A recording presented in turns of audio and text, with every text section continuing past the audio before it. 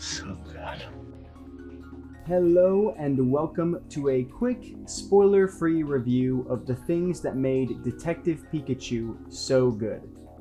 And just to hop right into it, my simple summation of this video is that it is an amazing gift for all those who love Pokemon. Whether you are a diehard fan who's played since Red and Blue like me, or just someone who loved to watch the anime and collect cards as a kid. Simply put, this movie isn't perfect, but it sure as hell is delightful. And I would definitely recommend that anyone even remotely interested in this movie check it out. I guess I should start with the nostalgia factor, due to the fact that I literally only saw 5 or 6 kids in the theater, whereas the rest were 20 to 30-year-old fans much like myself. Each of them walking into the theater toting a 2-card booster pack that the theater gave away when you bought a ticket.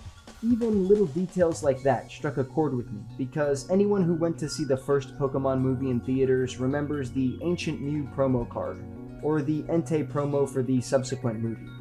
I felt like a kid, settling into my seat and fumbling open my pack of Pokemon cards in the middle of the dark theater, anxiously hoping that I would get something decent.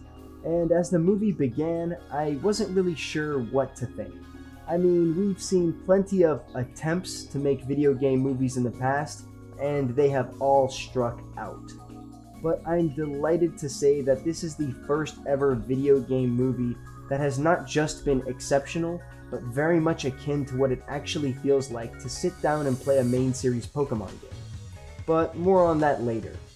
The movie itself is loaded with nostalgic sequences that even those passive Pokemon fans could understand. Like Snorlax blocking a busy road, or Jigglypuff putting juice bar customers to sleep with her songs. To even more detailed and intricate callbacks like a possible reference to Pokerus, and even the minor cameo of one of video games' biggest stars. The movie practically begs you to watch it twice, then 3 times, just to see how many Pokemon you can notice in the crowd. I oftentimes found myself in awe of just how detailed and true to lore their depictions of Pokemon and their personalities were. Pokemon like Growlithe can be seen in almost every crowd, and that makes a lot of sense because Growlithe is notably the puppy Pokemon, whose Pokédex details it as being a loyal friend and easy Pokemon to train. I can't chalk this up to just coincidence because the movie is littered with these indirect examples of how animators and writers paid special attention to Pokédex entries throughout all of the games. Furthermore, this movie delights by showing us how people and Pokemon live together in harmony. Street vendors use their Charmander's fire to help them syrup some delicious grub, and Mr. Mime is every bit as playful and jolly as you'd expect a fairy psychic type to be. Slackwings often find their way into the background, seemingly always snoring peacefully as others hustle and bustle around them. I walked out of the theater already willing to watch the movie again just on these merits alone, because there is always something going on in the background. Whether it be people and Pokemon interacting in realistic and fun ways, Pokemon interacting with other Pokemon, or even references to products or items fans of the main series Pokemon games will recognize, like the bar Jigglypuff performs at being called Berry Juice, seemingly named after the item in the games of the same name. Or even the apartments that the main character Tim Goodman stays at being dubbed Oak via the signs on the outside. This attention to detail is in every scene, and I genuinely feel like there's no shortage of care woven into this movie. But a movie can't survive on attention to detail and CGI alone, and thankfully this movie doesn't. See, I was skeptical to say the least when I heard that Ryan Reynolds would be donning the famous red cheeks as the fuzzy and quick-witted Detective Pikachu. But he blew all the expectations I had out of the water, providing not only comedic relief, but a disturbingly hefty dose of feels, action, and chemistry with his co-star Justice Smith.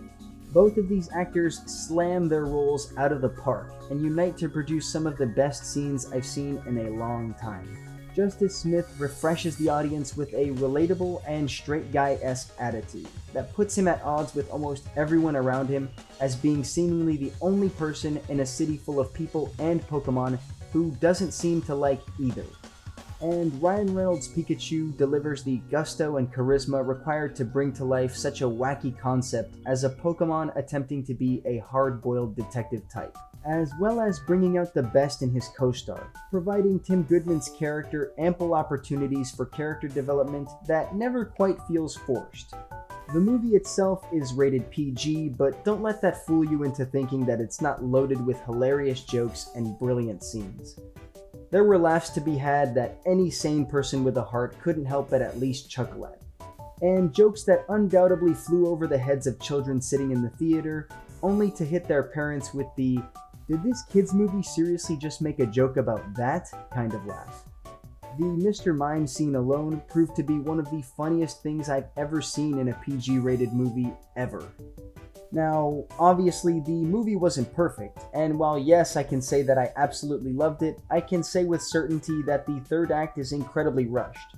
And just about every character other than our two leads feels pretty simple or plot-oriented.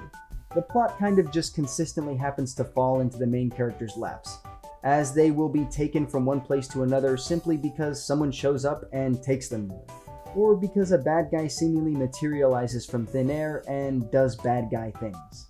But if I'm being completely honest with you, this isn't a terribly bad thing to me. Why, you might ask? Well, because that's kind of how every single Pokemon game to date has been. You have the main character, you, maybe one or two compelling side characters who actually manage to breathe life into the story, and then everyone else is pretty much a simple NPC or bad guy. In the Pokemon games, rarely do you as the main character ever stray off the course of becoming a Pokemon champion. I mean, even when you're taking down the evil teams, there's always a break in between one hideout and the next, where you end up beating a couple gym leaders or battling your rival a couple times. The plot of these games always seems to kind of just follow you, and you pretty much always happen to be in the right place at the right time. As I mentioned earlier in the video, this aspect of the movie really made me feel almost like I was watching a Pokemon game unfold in front of me, albeit with a main character who has quite a bit of dialogue. All in all, this movie was fantastic, and I'm already set on buying the DVD when it comes out. Not just for the undoubtedly hilarious bloopers, outtakes, and deleted scenes, but also to show the Pokemon Company that I really do support their decision to go forward with such a risky concept for their first ever live-action Pokemon movie.